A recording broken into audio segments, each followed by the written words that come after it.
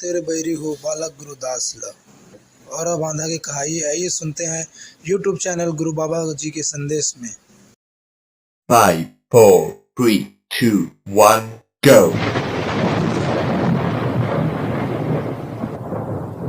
ये कोई कल्पना नहीं, ये कोई कहानी नहीं, ये उस सत्य पुरुष की गाथा है जिसने राउटी से शांति दी और लोटा से तलवारों को झुका दिया। नाम है गुरु बालकदास जी। गाँव गाँव राउटी लेकर प्रचार। गुरु जी हाथ में सतनाम की राउटी लिए गाँव गाँव भ्रमण करते हुए। गुरु बालकदास जी सत्य के दीप थे। वे सतनाम की रोटी लेकर गाँव गाँव घूमते थे। लोगों को समता, सेवा और भक्ति का रास्ता दिखाते थे। साजिश और छल। एक गांव में जब वे पहुंचे तो एक भक्त ने गांव वालों से कहा, आपके गुरुजी आए हैं, उन्हें बुलाकर भोजन कराया। गुरुजी प्रेम से आमंत्रण स्वीकार कर घर पहुंचे, लेकिन यह एक षड्यंत्र था।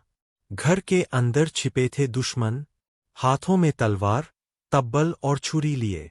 सच्चा शिष्य सारहा और जोधई का बलिदान।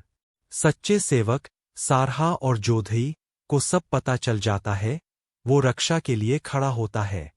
पर एक सेवक था, सच्चा सेवक, नाम था जुदाई। उसे सब समझ आ गया। उसने लोटा उठा लिया और उसी लोटे से दुश्मनों पर वार करने लगा। एक एक कर दुश्मनों की तलवारें झुक गईं।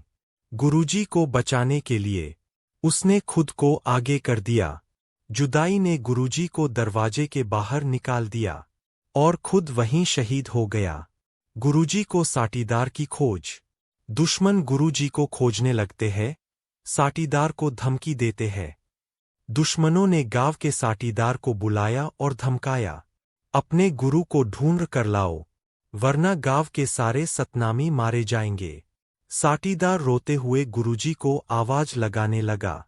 गेहूं के खेत में दिव्य दर्शन।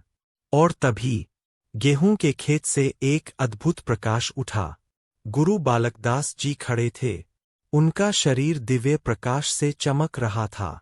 शांति, तेज और करुणा की मूर्ति थे वे। दुश्मनों का हमला और दूध का बहना। हमलावर दौड़ते हैं और तलवार से वार करते हैं। दुश्मनों ने बिना सोचे समझे तब्बल और छुरी से हमला कर दिया, पर गुरु जी के शरीर से खून नहीं, दूध बहने लगा। सफेद, शुद्ध, दिव्य दूध। दुश्मनों के हाथ से तलवार गिर गई। पश्चाताप और गुरु जी का सतनाम लोक में प्रवेश। कुछ लोग चरणों में गिरते हैं, कुछ माफी मांगते हैं।